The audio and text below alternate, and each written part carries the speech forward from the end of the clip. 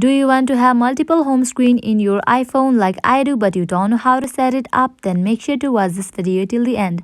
Hello everyone, welcome to our channel Login Giants. In this video, I'm gonna show you how to set up multiple home screen on iPhone. Now let's jump straight into the process.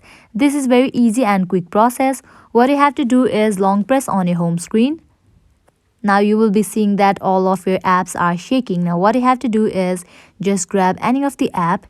Here I will be grabbing settings. Now swipe to the right. Your home screen is created. In this way you can easily create new home screen in your iPhone. Likewise, let me show you again. Again, I'm tapping on my home screen. I'm grabbing this calculator app. Swipe to the right, again swipe to the right, again new home screen is created.